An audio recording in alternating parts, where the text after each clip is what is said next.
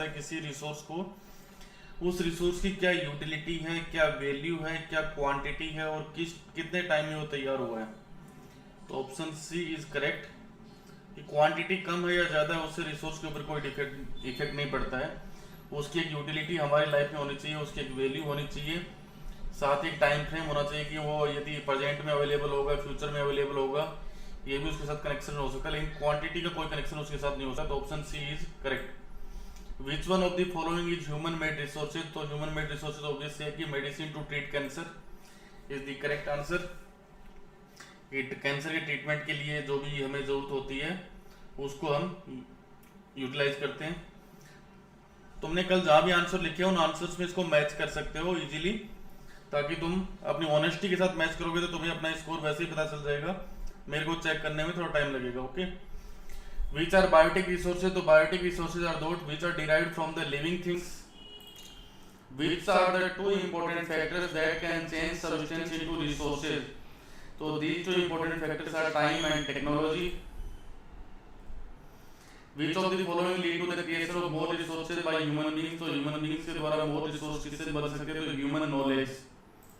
human knowledge से जितनी ज़्यादा knowledge और स्किल हमारे पास होगी उतनी ज़्यादा resources we can attribute। Identify those resources whose quantity is known and are being used in the present time। जिनकी quantity हमें पता है और present time यूज हो रहे हैं वो है हमारे actual resources।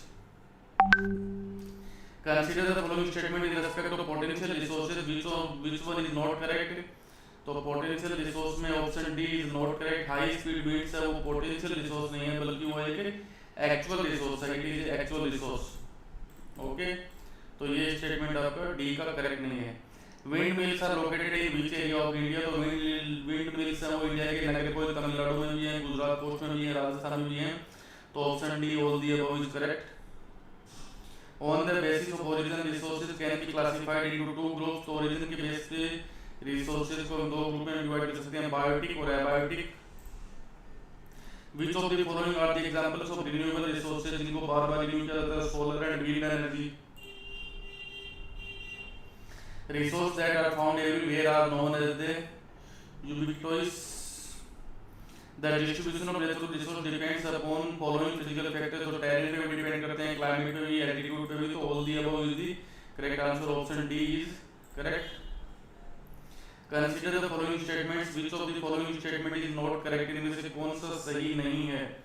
तो option D is not correct कि damage to natural environment system cannot be minimized। इसको मिनिमाइज किया जा सकता है यदि हम अभी भी ध्यान दें, यदि अभी भी हम हमारी हैबिट्स में सुधार करें तो डैमेज टू एनवायरनमेंट को हम मिनिमाइज कर सकते हैं। Which of the following is not a factor of soil formation। तो soil formation का इनमें से कौन सा एक सही फैक्टर नहीं है। तो टाइम भी है, soil टेक्सचर भी ऑर्गेनिक है, रेनफॉल से कोई डिपेंड नहीं होता कि soil फैक्टर कैसा होगा। Which one of the following method is most appropriate to check soil erosion on steep slopes। तो steep slope पे सबसे अच्छा मेथड होगा आपका terrace cultivation. Option C.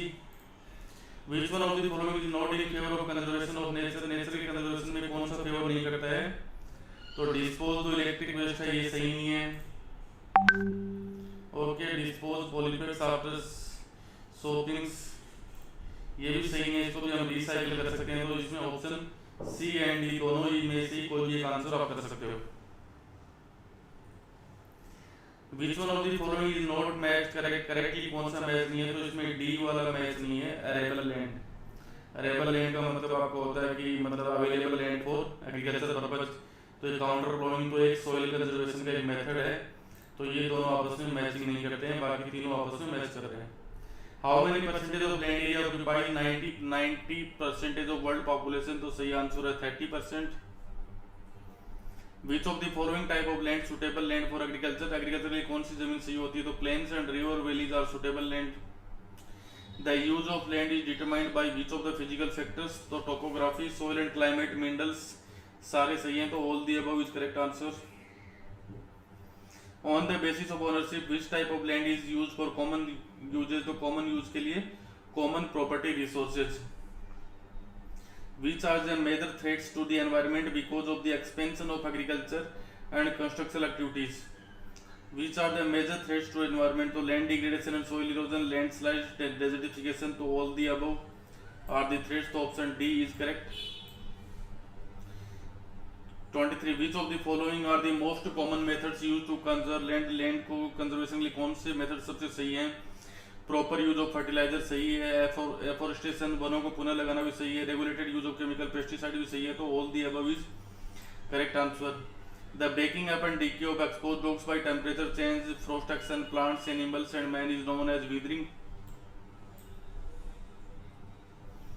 Bye which of the following soil is, soil किससे बनी होती है? तो सॉइल में ऑर्गेनिक मैटर भी होता है, विदर्ड रॉक्स भी होते हैं, मिनरल्स भी होते हैं, तो all the above is correct answer.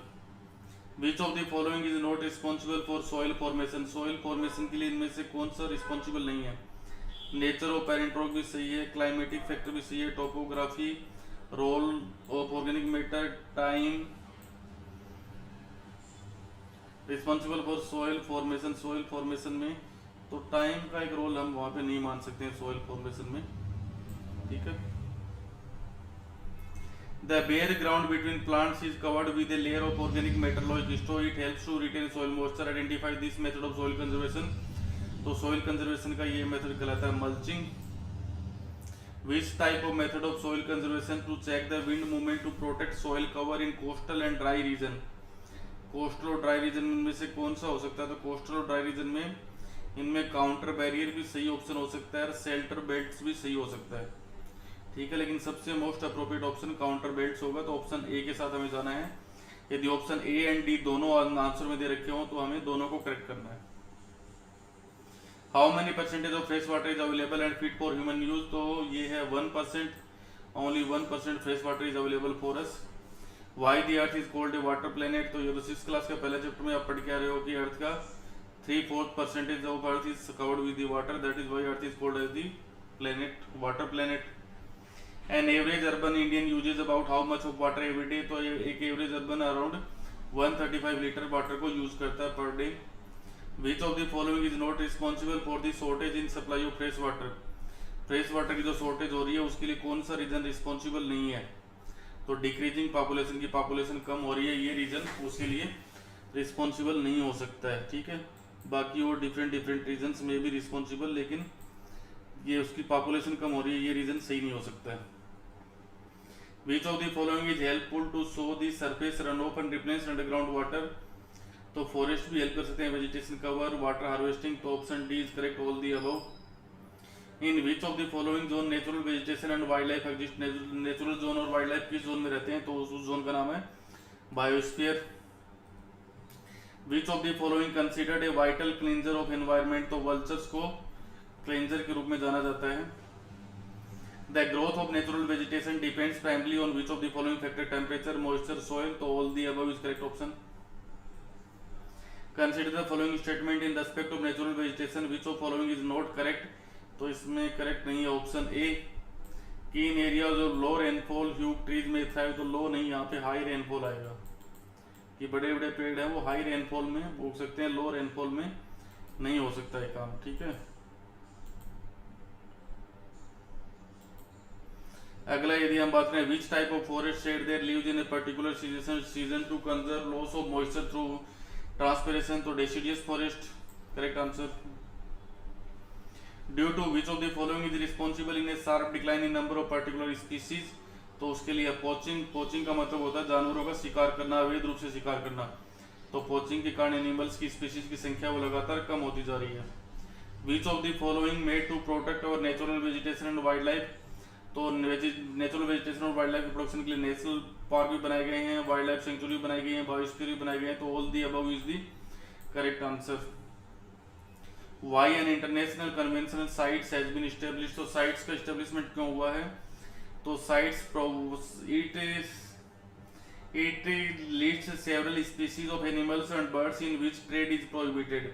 तो साइट्स के द्वारा उन एनिमल्स और बर्ड्स की हमें एक लिस्ट प्रोवाइड की जाती है जिनका ट्रेड पूरी तरह से प्रोहिबिटेड है, जिनका व्यापार पूरी तरह से मना किया गया है, ये लिस्ट हमें साइट्स में मिलती है, okay. Kaziranga national park is located in Assam. To whom Robert Clive asked to produce map of Hindustan? तो जेम्स रनल चैप्टर 1 की पहली लाइन पे ही है, पिक्चर के नीचे नाम दे रखा है, जेम्स रनल 1782 में इंडिया का मैप तैयार किया था। Who was the first Governor General of India? तो Warren Hastings was the first Governor General of India. Who are the last viceroy of India, तो लास्ट वाइसरॉय थे Lord Mountbatten. Consider the following statement in respect of book history of the British India, history of British India से related जो statement हैं उनको consider करना है। तो ये सारे ही स्टेटमेंट सही हैं, इसमें ऑप्शन एक ई और होना चाहिए था, ऑल दी अबव, ठीक है।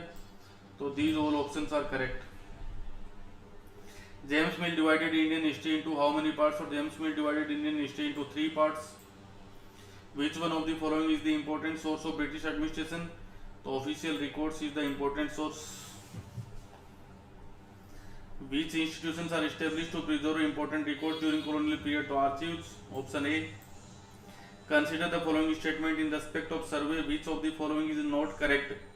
The practice of surveying became common under the colonial administration. The British believed that a country has to be properly known before it could by the detailed survey were being carried out to intermap from the end of D का इसमें गलत है, from the end of 10th century यहाँ पे लिखा हुआ है, 10th century नहीं बल्कि यहाँ पे 19th century होना चाहिए था, ठीक है। तो option D is not correct. Who was the last powerful Mughal ruler, easy one, Aurangzeb. When the East India Company acquired a charter from the ruler of England, Queen Elizabeth I, granting the sole right to trade with the East, तो 1600।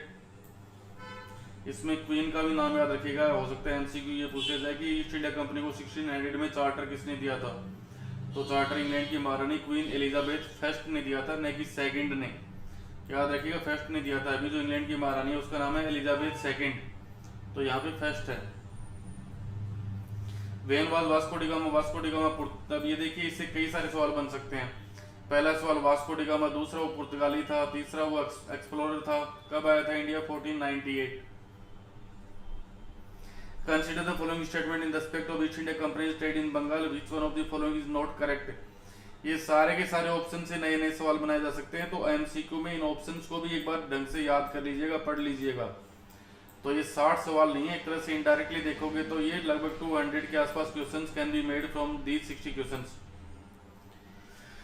तो इसमें कौन सा option नहीं है? तो इसमें option C का गलत है कि यहाँ पर it also persuaded the Mughal emperor Akbar. Akbar को उन्होंने परस्यूड नहीं किया था बल्कि औरंगजेब को किया था, ठीक है।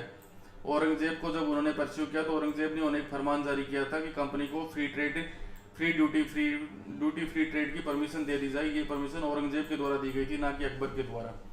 तो ये स्टेटमेंट सी का रॉन्ग है। 55 consider the following statement in respect of battle of Plassey. Battle of Plassey को लेकर कुछ स्टेटमेंट हैं, तो ऑप्शन डी जिसमें बैटल ऑफ बक्सर का नाम आ गया तो ऑटोमेटिकली बैटल ऑफ प्लासी से मैच नहीं करता, तो ये गलत हो गया, ठीक है। अब देखिए इसी ऑप्शन में कितने सारे सवाल बन गए कि बैटल ऑफ प्लासी कब हुई? 1757 में। ब्रिटिश गवर्नर कौन था जिसने बैटल ऑफ प्लासी को लीड किया? Robert Clive.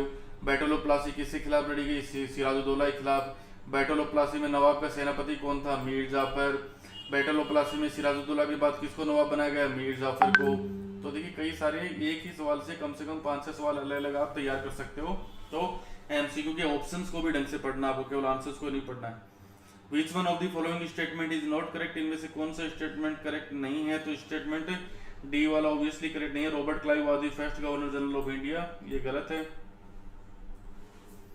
After the Battle of Buxar, the company appointed political or commercial agent and their job was to serve and further the interest of the company. What are these agents? तो इन agents को क्या बोला जाता था? तो इनको residents बोला जाता था। ये सब्सिडरी लाइंस के लिए अवध को आधा हिस्सा 1801 में किसने ले लिया? तो इसका नाम था Richard Wellesley.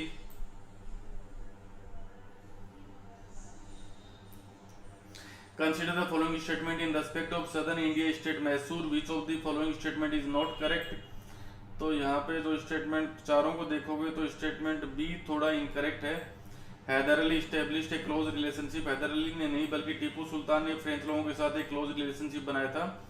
Haider Ali also tried for it but he was not successful to maintain a close relationship with French, but his son Tipu Sultan was successful to maintain a close relationship with French people in India. तो statement B is wrong. Only in the last battle, ठीक है, when the third battle of Panipat was fought, तो third battle of Panipat was fought in 1761. Okay. These are question number 60। अब 61 से 120 तक आप तैयार कीजिए अपनी हाफ ईयरली के लिए या किसी भी एग्जाम के लिए। आंसर मैं साथ साथ बताता हुआ चल रहा हूँ। मैं आपको टाइम दूंगा, आपके नोट डाउन करना चाहो नोटबुक में तो नोट डाउन कर सकते हो, आप अपनी स्किल को टेस्ट कर सकते हो। अदरवाइज 160 क्वेश्चंस को एंजॉय कीजिए, अपने ऑप्शंस को आप कमेंट सेक्शन में भी डाल सकते हो, ठीक है। और वहीं से हम इसको कंटिन्यू करते हैं 61 से 120, जिसमें आंसर्स भी we will discuss, okay. Answers भी हम साथ साथ डिस्कस करते हुए चलेंगे। तो 61 वाले की तरफ चलते हैं, चलो। और थोड़ा धीरे धीरे करते हैं, कल आप लोगों को सिखाए थे I am going very fast, ठीक है। पेशवा,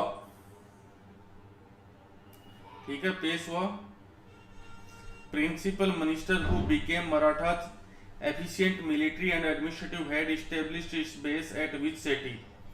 पेशवा जो कि मराठाओं का प्रिंसिपल हेड बन चुका था, उसने अपना सेंटर, अपना जो प्रशासनिक सेंटर था वो कहाँ पे एस्टेब्लिश किया था, किस शहर में एस्टेब्लिश किया था?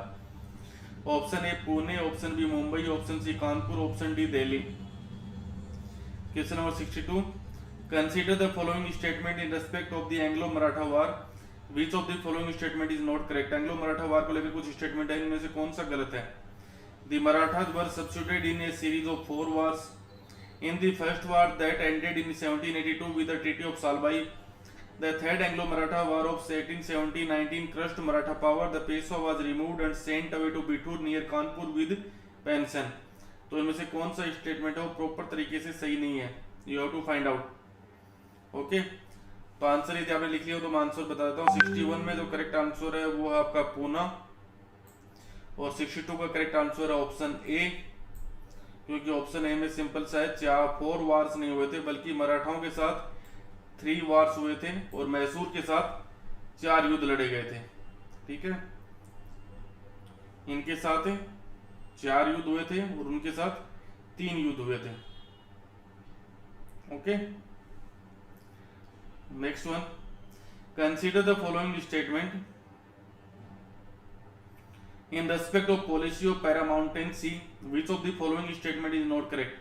paramountcy का जो पॉलिसी लेके आए थे, इस पॉलिसी में कौन सा स्टेटमेंट सही नहीं है इसमें से? Option A, under Lord Hastings के, लॉर्ड हेस्टिंग्स के द्वारा ये पॉलिसी शुरू की गई थी। Under the Lord Hastings this new policy of paramountcy was initiated. Now the company claimed that its authority was paramount or supreme, hence its power was greater than that of Indian states। कि पैरामाउंटेंसी की policy जो कि Lord hosting के द्वारा शुरू की गई थी, इसमें कंपनी के द्वारा एक क्लेम किया गया था कि अब उसकी अथॉरिटी है वो सबसे सुप्रीम है और किसी भी इंडियन स्टेट की तुलना में उसकी अथॉरिटी उसकी कंपैरिजन में ज्यादा हायर है, okay. Option B, when the British tried to annex the small state of Kittur, Rani Chennappa took to arms and led an anti British resistance movement. जब ब्रिटिशर्स के द्वारा कितूर के जो स्टेट था उसको एनेक्स करने की कोशिश की गई तो रानी चेन्नप्पा ने वहां पर हथियार उठाए और ब्रिटिशर्स के खिलाफ एक रेजिस्टेंस मूवमेंट की शुरुआत की। Option C, she was arrested in 1824 and died in prison in 1829, but Rayanna a poor chowkidar of Sangolli in Kittur carried out the resistance. Rani Sahiba को 1824 में अरेस्ट किया गया और जेल के अंदर 1829 में उनकी डेथ हो गई। उनकी डेथ के बाद रायना जो कि एक पुअर चौकीदार थे सिंगोली, कितूर के सिंगोली इलाकों में, उन्होंने ब्रिटिशर्स के खिलाफ विरोध को जारी रखा। Option D, they fought a prolonged war with Afghanistan between 1838 and 1842 and established direct company rule there. Sindh was taken over in 1843। कि कंपनी के द्वारा अफगानिस्तान से एक लंबा वार लड़ा गया 1838 और 1842 में, और वहां कंपनी का डायरेक्ट रूल को एस्टेब्लिश किया गया और सिंध कंपनी के द्वारा 1843 में हासिल किया गया। तो इसमें से कौन सा ऑप्शन करेक्ट है, कौन सा इनकरेक्ट है?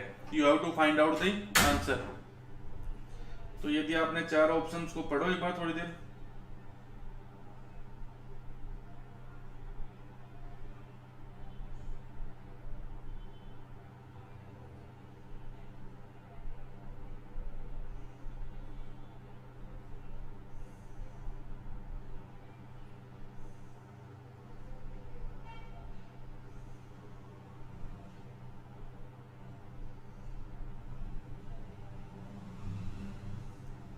Option D is incorrect. यदि आपको पता हो कि ऑप्शन डी इनकरेक्ट है, ठीक है, क्योंकि ऑप्शन डी में क्या है कि अफगानिस्तान से उन्होंने, कंपनी ने युद्ध तो किया था लेकिन अपना रूल इस्टेब्लिश नहीं किया था, बल्कि अफगानिस्तान में कंपनी ने इनडायरेक्ट रूल को इस्टेब्लिश किया था, यानी कि वहां पर उन्होंने अपना एक पपेट रूलर को इस्टेब्लिश कर लिया था जो कि कंपनी के कहने से काम कर रहा था। तो एक तरह से कंपनी ने वहां पर डायरेक्ट शासन को स्थापित नहीं किया था, okay. 64, when Punjab was annexed by the East India company, east India company के द्वारा पंजाब के ऊपर कब अधिकार स्थापित किया गया? Option A 1849, option B 1850, option C 1851, option D 1852। तो option A is correct, 1849। Now question number 65, consider the following statements in respect of the doctrine of lapse. Doctrine of lapse को लेकर कुछ स्टेटमेंट है, उनमें से कौन सा स्टेटमेंट गलत है। The policy was introduced by Lord Dalhousie, की डॉक्ट्रिन ऑफ लैप्स की जो पॉलिसी है वो लॉर्ड डलहौजी के द्वारा शुरू की गई थी। Option B, the doctrine declared that if an Indian ruler died without a male heir his kingdom would lapse, that will become the part of company territory. Doctrine of lapse में यह बोला गया था यदि कोई इंडियन शासक बिना किसी पुत्र के या बिना किसी उत्तराधिकारी के उसकी मृत्यु हो जाती है तो उसका राज्य कंपनी के अधिकार क्षेत्र में आ जाएगा। Option C, in 1856 the company also took over Awadh. 1856 में कंपनी के द्वारा अवध को अपने अधिकार क्षेत्र में ले लिया गया। This time the British had an ended argument, और उस समय ब्रिटिशर्स के द्वारा यह आर्गुमेंट दिया गया, they said they were obliged by duty to take over Awadh in order to free the people from the misgovernment of the Nawab. कि वो लोग अवध को अपने अधिकार क्षेत्र में इसलिए ले रहे हैं क्योंकि वो लोग नवाब का जो मिस गवर्नमेंट है, नवाब का जो कुप्रशासन है, उससे लोगों को आजाद करवाना चाहते हैं। Option D, the policy was introduced by Lord Canning, कि ये पॉलिसी लॉर्ड कैनिंग के द्वारा शुरू की गई थी। तो which one is incorrect? Yes, option D is incorrect. Lord Canning के द्वारा नहीं बल्कि लॉर्ड डलहौजी की द्वारा शुरू की गई थी। तो option A B C are okay, D is wrong. Now 66, British territories were broadly divided into administrative units. What was their name of these units? Britishers ने अपनी जो टेरिटरी थी उनको कई एडमिनिस्ट्रेटिव यूनिट में डिवाइड किया था। इन यूनिट्स को क्या नाम दिया गया था? टाउन्स, प्रेसिडेंसीज, सिटीज और स्मॉल टाउन्स। इनको टाउन बोलते थे, प्रेसिडेंसी बोलते थे, सिटीज बोलते थे या स्मॉल टाउन्स बोलते थे।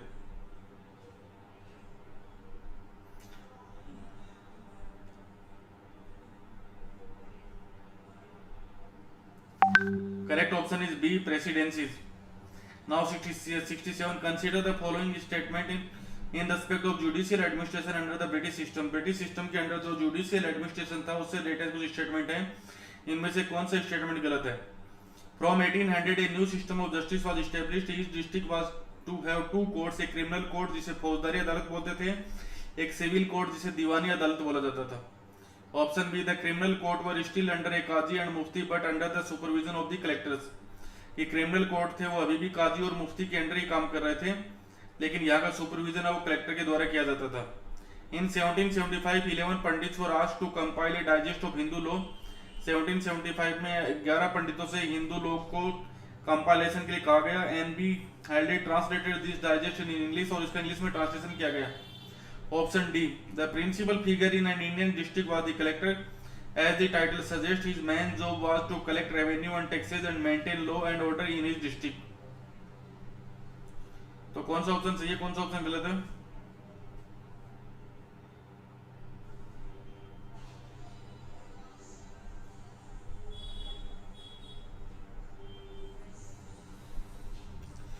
Option A is not correct. ये 1800 से नहीं बल्कि 1772 से इसको शुरू किया गया था।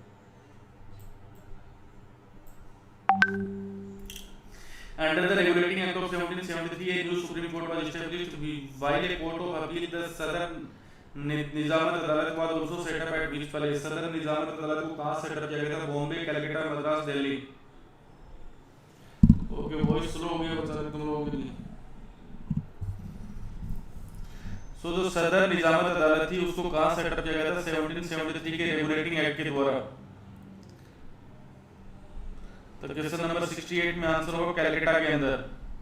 Option B is correct. 69, which type of regiment now became more important under the British administration। जो अलग अलग टाइप की रेजिमेंट्स होती हैं उनमें से कौन सी रेजिमेंट हो ब्रिटिशर्स के टाइम ज्यादा इंपॉर्टेंट होगी? कौन सी रेजिमेंट है जो कि ब्रिटिशर्स के द्वारा अब ज्यादा रेजिमेंट हो गई होगी?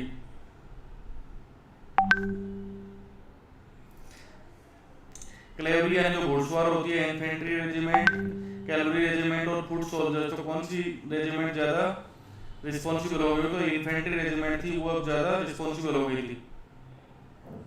इन्फेंट्री में नॉर्मली जो पैदल सैनिक होते थे, जो कि बंदूक वगैरह लेके चलते थे, वो ज्यादा इंपॉर्टेंट हो गए थे। घुड़सवार या फुट सोल्जर्स हैं, वो ब्रिटिशर्स के टाइम में ज्यादा इंपॉर्टेंट नहीं रहे। तो infantry is the correct answer 69 में B. Yes Manish you are right, Mohit is also right.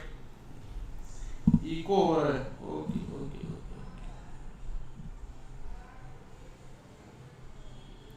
Now 70 state whether true और फॉल्स, इनमें से कौन कौन सा स्टेटमेंट ट्रू और फॉल्स है? A B C D.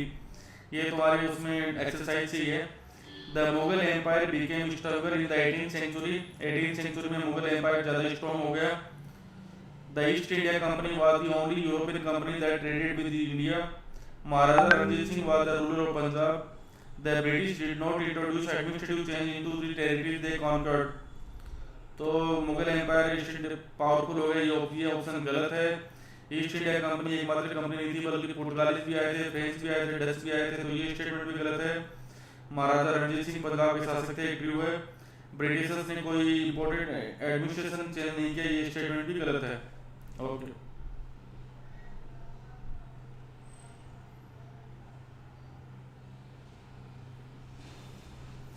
Now 71 match the following Deewani, tiger of Mysore, फौजदारी अदालत, रानी चेन्नम्मा और सिपाही। तो दीवानी का मतलब होता है right to collect land revenue. Tiger of Mysore Tipu Sultan को बोला जाता था। फौजदारी अदालत का मतलब criminal court. Rani Chennamma led an anti British movement in Kittur, और सिपाही को सिपोही बोला जाता था।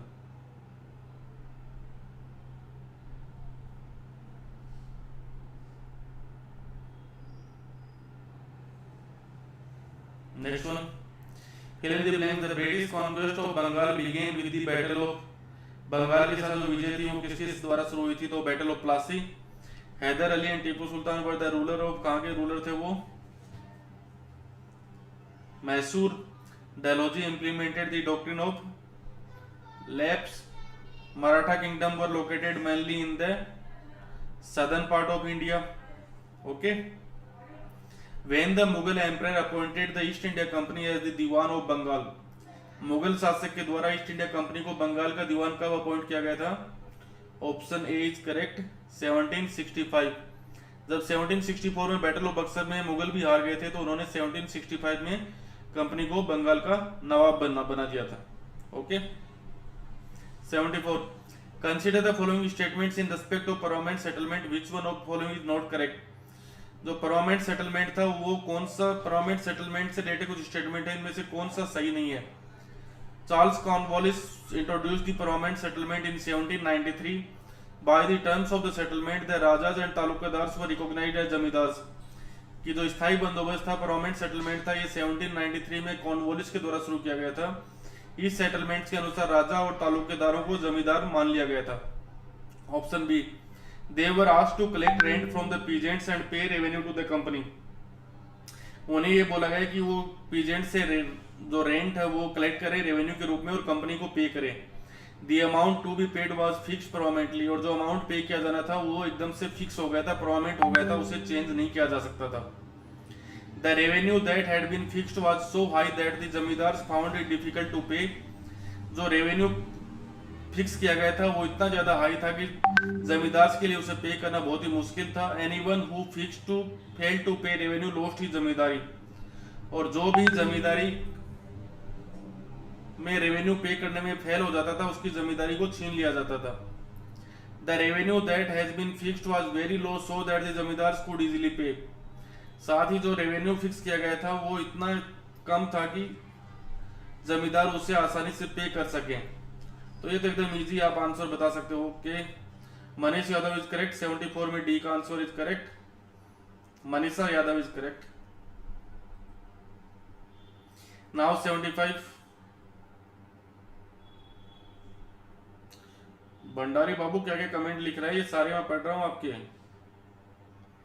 Consider the following statement in respect of Mahalwari settlement under British system. British system में महालवाड़ी सेटलमेंट के अंडर जो जिस प्रकार के जो सेटलमेंट था महालवाड़ी सेटलमेंट, उसमें से कौन सा स्टेटमेंट करेक्ट नहीं है? Holt Mackenzie plan the settlement, ये सेटलमेंट होल्ट मैकेंजी के द्वारा प्लानिंग की गई थी। The demand was to be revised periodically not permanent fix. जो डिमांड थी वो पीरियडिकली चेंज की जा सकती थी रेवेन्यू से रिलेटेड, इसको फिक्स नहीं किया गया था। The charge of collecting the revenue and paying it to the company was given to village headman rather than the जमींदार। इसमें जो रेवेन्यू जो पे करना था कंपनी को, इसका रेवेन्यू पे करने की जिम्मेदारी जमींदार को नहीं बल्कि गांव का जो मुखिया होता था उसे दी गई थी। The amount to be paid was fixed permanently, जो अमाउंट था उसे स्थायी रूप से आपको पे करना था। तो which one is correct in 75? जल्दी लिखो, कौन लिख रहा आंसर जल्दी से कमेंट में, I am waiting for it. 75 में पहला ये बोला हॉट, ओके। 75 में डी का दोबारा से Manisha is correct. Mohit option C is not correct. Village admin को परमिशन दी गई थी। देखो पहला वाला सिंपल सा, देखो स्टेटमेंट को समझने की कोशिश करो कि जो परमानेंट सेटलमेंट था उसमें जो अमाउंट पे करना था वो फिक्स था, लेकिन महलवाड़ी सेटलमेंट में क्या था, अमाउंट को पीरियडिकली रिवाइज किया जाना था, नहीं हर टाइम के बाद उसे रिवाइज करना था, वो फिक्स नहीं था। तो option D is not correct. Rajiv Kumar is also correct. Vijay Lakshmi is also correct, option D. Now 76, the Rayatwad settlement to be made directly with the cultivators who had tilled and land for the generations, which was developed by which British officers। जो ryotwari settlement था वो direct उन किसानों के साथ किया गया था जो कि कई पुश्तों से अपनी जमीनें जोतते हुए आ रहे थे। इस सेटलमेंट को किस ब्रिटिश ऑफिसर्स के द्वारा डेवलप किया गया था? Option A Thomas Munro, option B Alexander Reid, option C Holt Mackenzie, option D Thomas Moon. Okay 76 में A Nirmala Swamy is correct. Thomas Munro was the officer who, okay, Mohit Raj is also correct. Now 77, by the late 18th century the company was trying its best to expand the cultivation of which crops? कि 27 मोहित राज correct है, Munro ने किया था। 77 पे ध्यान दीजिए, by the late 18th century 18वीं शताब्दी के अंत तक इनमें से कंपनी किस फसल को कल्टीवेशन के ऊपर ज्यादा जोर दे रही थी? By the late 18th century the company was trying its best to expand the cultivation of which crop? Opium, indigo, wheat, opium and Indigo.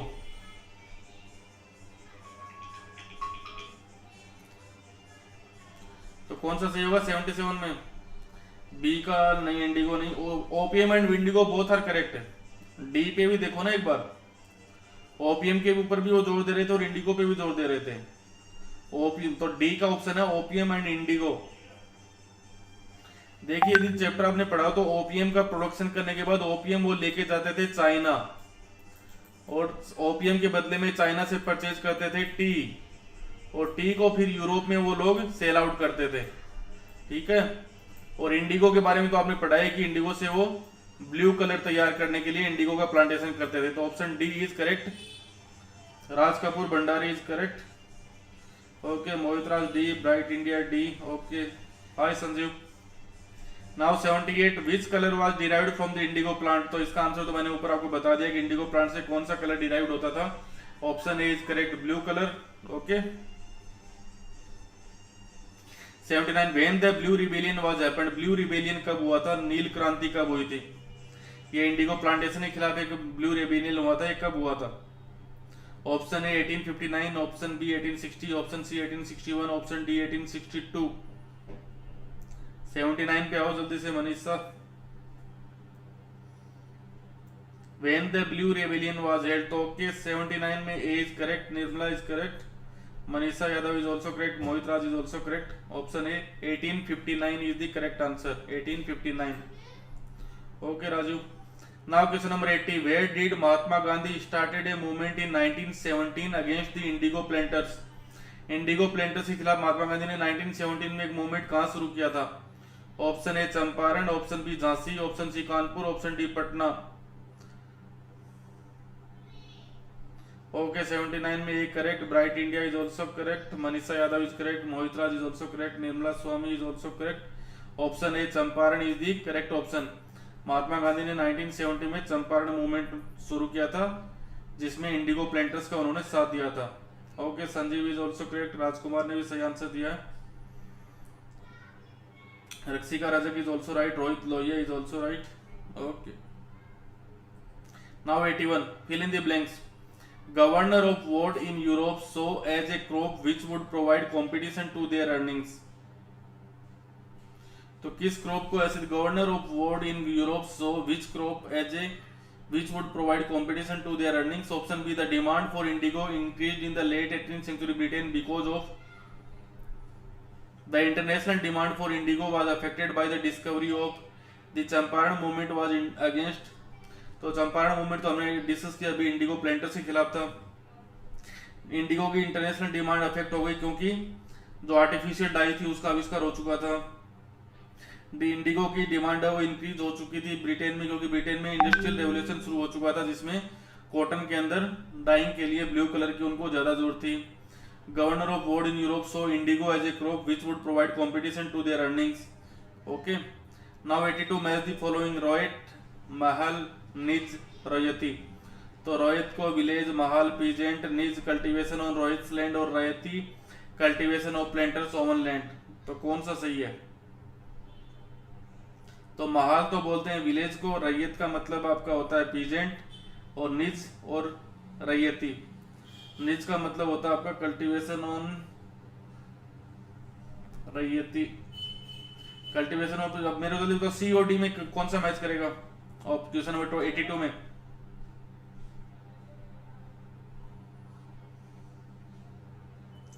Question number 82 पे आ जाओ। Hydra FF sir ji Ram Ram. Okay Ram Ram Hydra, good नॉन to you. 82 में बताओ जल्दी से match करके।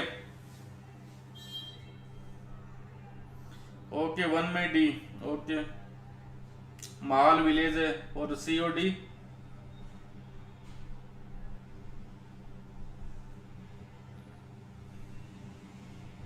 सी में लास्ट का है। ठीक है, तुम ये मिला के मेरे को सेंड आउट करना एक बार कौन सही बोल रहा है, इसीलिए मैं इसका आंसर नहीं बता रहा हूं तुम लोगों को। सबसे इंपॉर्टेंट सवाल है, कई बार पूछा जाता है एग्जाम में। 83 for whom the tribals use the word dikus. Dikus जो वर्ड है वो ट्राइबल्स किसके लिए यूज करते थे? आउटसाइडर के लिए, इनसाइडर के लिए, ट्राइबल्स के लिए, विलेजर्स के लिए। Find the option. Now 84 which one of the following is not matched? The one Gujjars Punjab hills में पाए जाते हैं, लेबेडाइट्स आंध्र प्रदेश में, दी गद्दीज कुल्लू में, दी बकरवाल्स राजस्थान में। तो concentrate on question number 83 and 84, जल्दी से आंसर दो।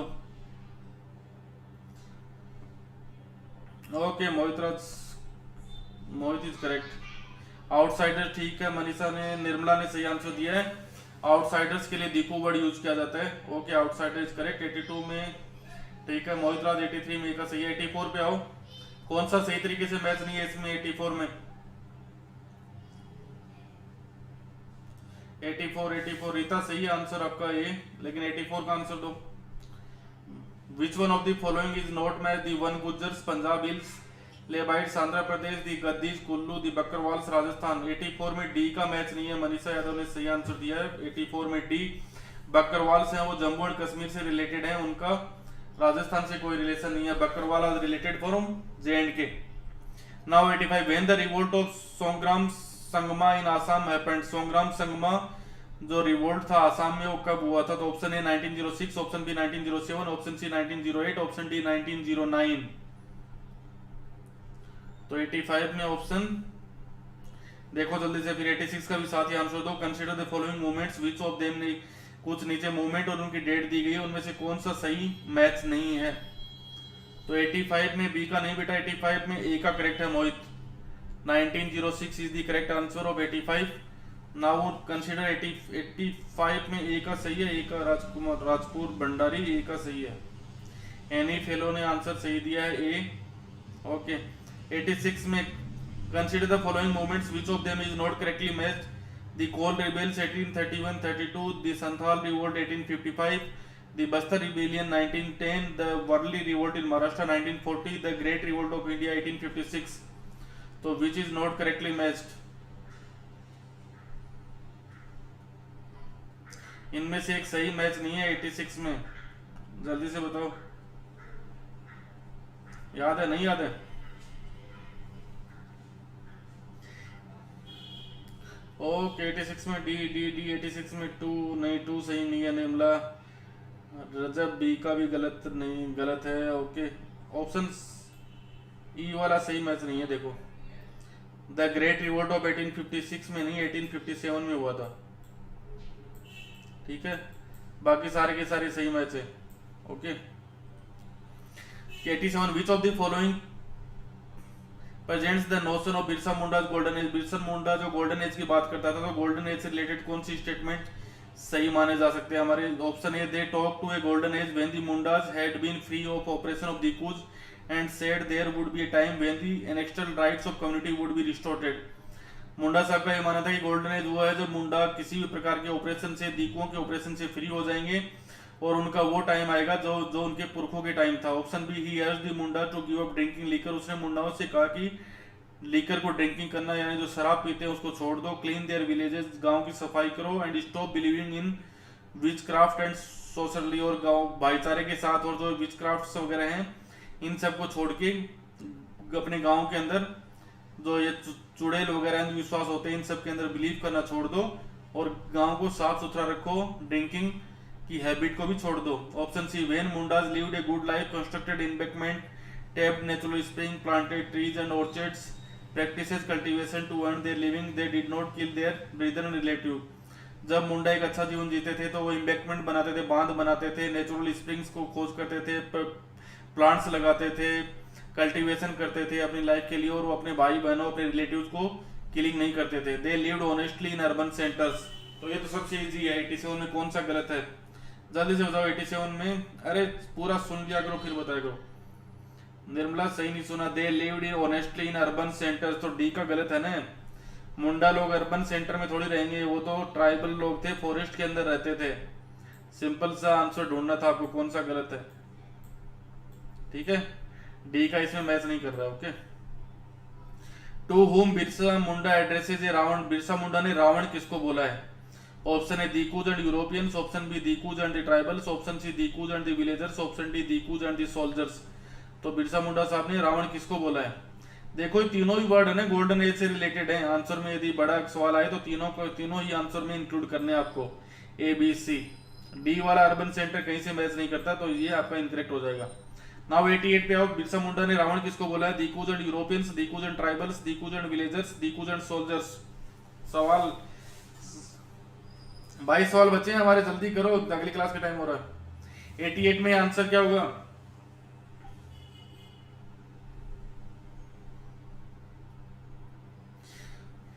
एटी एट का आंसर होगा A, dikus and Europeans. Okay, now 89। Okay, Nirmala ने सही आंसर दिया था, मोहित का गलत है बेटा। राज कपूर दोबारा सही तरीके से पढ़, तुम कौन सी वो नोटंकी कर रहा है? विजय लक्ष्मी गलत है। 88 में ये सही है। रक्षिका एनी फिलो सही है। मोहित राज बी नहीं, ये होगा। When Birsa Munda died of cholera. Birsa Munda की कोलेरा से डेथ कब हुई थी? 1900 में, 1901, 1902, 1903। 89 पे आओ जल्दी से। 89 when Birsa Munda died of cholera. तो option A 1900 is correct answer. Rita ने सही आंसर दिया है। State with true of false, तो ये तो आपकी बुक से आप कर लोगे। Jhum cultivation, plough the land and the sow seeds, तो ये ऑप्शन गलत है। Cocoons were bought from the Santhals and sold by traders at 5 times, ये ऑप्शन सही है। Birsa urged his followers to purify themselves, give up drinking liquor, ये भी सही है। The British wanted to preserve the tribal way of life, ये false है। Okay, तो ये ट्रू फॉल्स तो आपने कर लिया है। ठीक है, 19 का हो गया। Now 91, which was one of the last territories to be annexed on the basis of misgovernance? मिसगवर्नेंस के बेस पे कौन सी टेरिटरी थी जिसको सबसे लास्ट में एनेक्स किया गया था? अवध इन 1856, झांसी इन 1856, कानपुर इन 1865, अवध इन 1865। आंसर लिख देना जल्दी से। Okay, 92, who was the adopted son of Peshwa Bajirao second, plead for his father's pension. Peshwa Bajirao second के अडॉप्टेड सन कौन थे जिन्होंने की अपने फादर की पेंशन के लिए गुहार लगाई थी? तात्या टोपे, नाना साहब, कुंवर जगदीश और नाना श्री।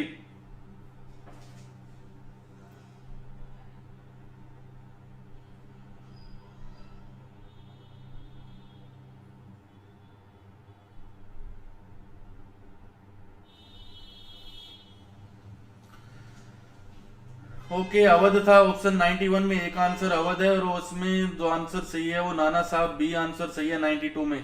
ठीक है, 91 में अवध सबसे लास्ट में लिया गया था और यहाँ पे नाना साहब उसके अडॉप्टेड सन थे। ओके, सी रितिका ने सही आंसर दिया 92, मोहित राज 92 में बी का। ओके, मोहित ने भी सही आंसर दिया। ठीक है, who declared that the territory Awadh was being misgoverned and British rule was needed to be insure proper administration. ये किसने डिक्लेयर किया कि अवध की जो टेरिटरी है उसको मिस गवर्न किया जा रहा है और वहां पे ब्रिटिश रूल को लागू किया जाना चाहिए? तो ये क्या था? डलहौजी के द्वारा। Option A is correct. 94, consider the following statement in respect of end of Mughal dynasty by East India company, which of it is not correct? The name of the Mughal king was removed from the coins minted by the company. Okay, company के द्वारा जो सिक्के जारी किए जाते थे उसे मुगल शासक का नाम हटा दिया गया। In 1849, Governor General Dalhousie announced that after the death of Bahadur Shah Zafar, the family of king would be shifted out of Red Fort and given another place in Delhi to reside in. 1849 में governor general Dalhousie ने घोषणा की कि बहादुर शाह जफर की मृत्यु के बाद उनकी फैमिली को रेड फोर्ट से निकालकर किसी दूसरी जगह दिल्ली में शिफ्ट कर दिया जाएगा।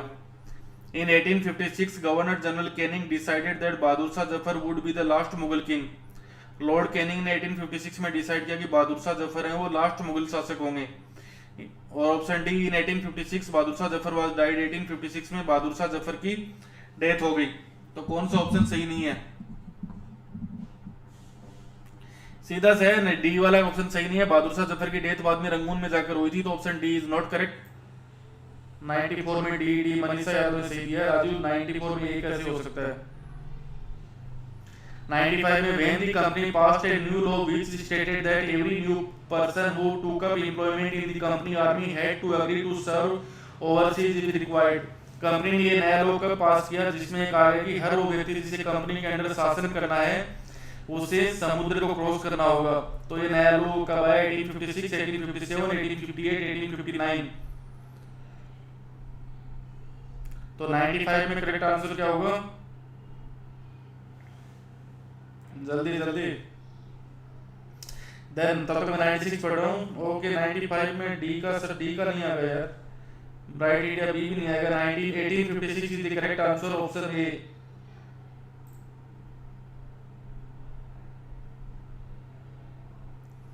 रेखा भाई तुम्हारी वॉइस कम कैसे है बेटा? देखो अपने सेटिंग को थोड़ा चेंज करो, कैसे वॉइस कम है। When a new law was passed which allowed an Indian who had converted to Christianity to inherit the property of his ancestors। ये नया लॉ कब पास किया गया जिसके द्वारा उस हर भारतीय को अधिकार दिया गया कि यदि वो क्रिश्चियनिटी में चेंज होना चाहता है तो उसे अपने एंसेस्टर्स की प्रॉपर्टी में पूरा अधिकार दिया जाएगा। 1850, 1851, 1852, 1853। Find out the correct option. 96 में क्या आएगा? रीता लोहिया 1852। ओके, 96 का और बताओ आंसर। 96, 95 में ये सही है। 96 में क्या आएगा?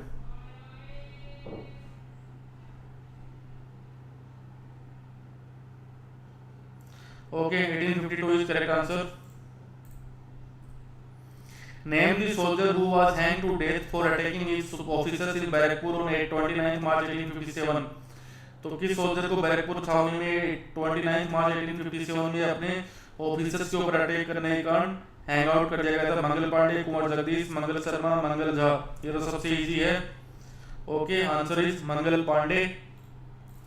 29 when and where the Indian soldiers started the rebellion in 1857। 1857 में rebellion कब शुरू हुई सोल्जर्स के द्वारा? on 10th में in Meerut, on 10th June in Meerut, 10th में in दिल्ली, 10th में in कानपुर। तो सबसे इजी सवाल है, आंसर देख लेना। 10th में इन Meerut. handed to whom the Indian soldier proclaimed as their leader in 1857 revolt। 1857 की रिवोल्ट में इंडियन सोल्जर्स ने अपना लीडर किसे प्रोक्लेम किया था? तो correct answer is Bahadur Shah Zafar. Time नहीं है इसलिए मैं जल्दी जल्दी इसको कवर कर रहा हूँ। ओके, आप सब आंसर हम लिखते जाओ, बाद में चेक कर लूंगा। 100 में option A Bahadur Shah Zafar is the correct answer. 101, Which of the following not match correctly? इनमें से कौन सा वो सही तरीके से मैचअप नहीं है? नाना साहब कानपुर में लड़े, ब्रिटिश कादर लखनऊ में, बेगम हजरत महल लखनऊ, रानी लक्ष्मीबाई झांसी, मुजफ्फर फैजाबाद, बख्त खां बरेली, कुंवर सिंह राजस्थान। तो option G is not correctly match. Kunwar Singh थे वो बिहार से, उन्होंने लीड किया था इस 1857 के रिवोल्ट को। Who was the general of नाना साहब, नाना साहब के जनरल का नाम क्या था? तो तात्या टोपे, ब्रिटिश कादिर, बख्त खान, कुंवर सिंह। तो option A is correct, Tatya Tope. 103 consider the following statement in respect of Bahadur Shah Zafar, which one of the following is not correct? He was the last Mughal empire, Bahadur Shah Zafar was tried to court and sentence to life imprisonment. His sons were shot dead before his eyes. He and his wife Begum Jinat Mahal were sent to prison in Mumbai in October 1858. तो ये option C गलत है, उनको बम्बई में नहीं बल्कि Rangoon की jail में भेजा गया था। ठीक है, बाकी ऑप्शन आप इजीली पढ़ लेना सब। ठीक है, ऑप्शन सी इसमें गलत है।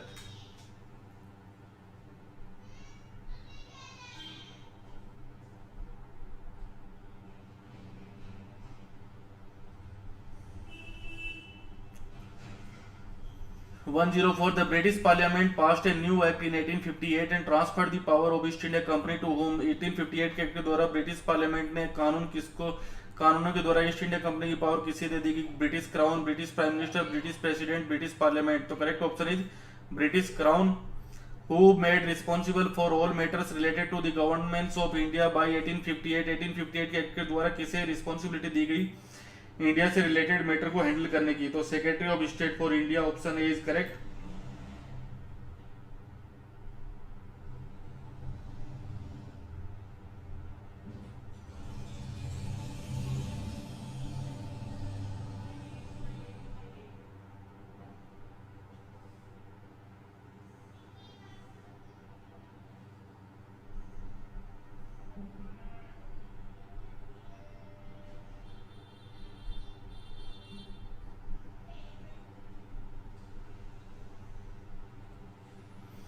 Now which title was given to the governor general of India? Governor general of India को क्या टाइटल दिया गया था? तो उसे वॉइस रॉय के नाम से पुकारा जाता था। Okay, consider the following statement. 120 है बेटा, केवल 10 सवाल हो रहे। Consider the following statement in respect of 1858 act. 1858 के एक्ट से रिलेटेड स्टेटमेंट है, इनमें से कौन सा करेक्टली मैच नहीं है? All ruling chiefs of country were assured that their territory can be annexed in future. They were allowed to pass on their kingdom to their heirs, including adopted sons. It was decided that the proportion of Indian soldiers in the army would be reduced and the number of European soldiers would be increased. The land and property of Muslims was confiscated on a large scale and they were treated with suspicion and hostility.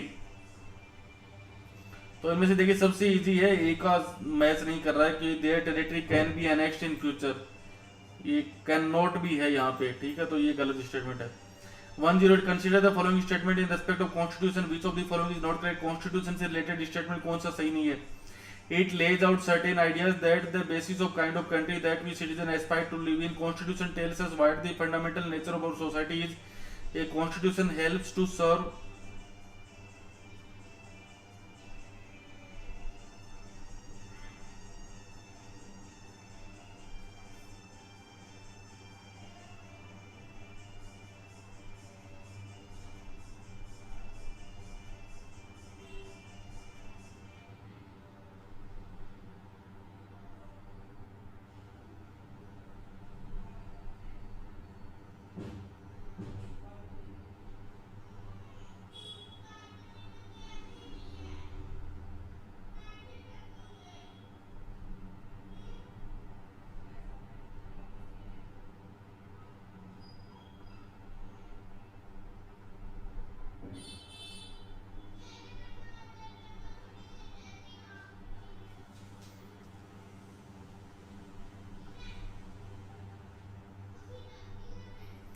Okay. तो इसमें से देख include type of जिसमें that this include, ये जो statement D है ये गलत है। ठीक है। 109 में when the movement was started in Nepal to establish democracy, Nepal में गो एस्टैब्लिश डेमोक्रेसी के लिए मूवमेंट कब शुरू हुआ? तो 206 इज करेक्ट आंसर।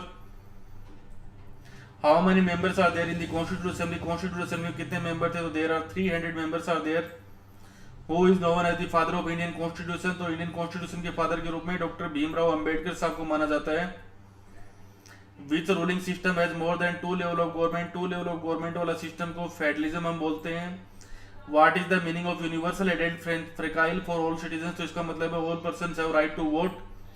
ये सारे सवाल तुम अपने हाफ ईयर एग्जाम के लिए ध्यान में रखना, इसलिए मैं करवा रहा हूँ जल्दी जल्दी। Okay. Which of the following are three organs of the state? Three organs of the state है the legislature, executive and judiciary, all the above. Which is the smaller group of people who are responsible for implementing laws and running the government? तो legislature, executive and judiciary ये तीनों ही implementing और running the which is the smaller group of people who are responsible for implementing laws and running the government? तो इसके लिए आपका executive is the correct answer. Which section often being referred as the concise of the Indian Constitution? तो fundamental right is the correct option. How many fundamental rights are provided? Their answer is 6. Which fundamental right allows citizens to move the court if they believe that any of their fundamental rights have been violated by the state? तो right to constitutional remedies is the correct one. Who was the president of the Constituent Assembly? Dr. Rajendra Prasad was the president of Constituent Assembly. In which country non-Muslims are not allowed to build a temple, church, etc. nor gather public place for prayers? तो ये answer है Saudi Arabia.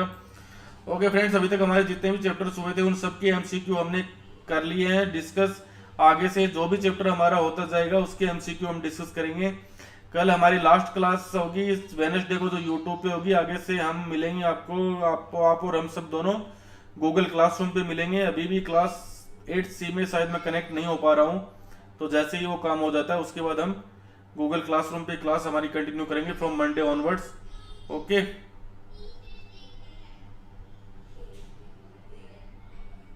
ठीक है, thank you, bye bye.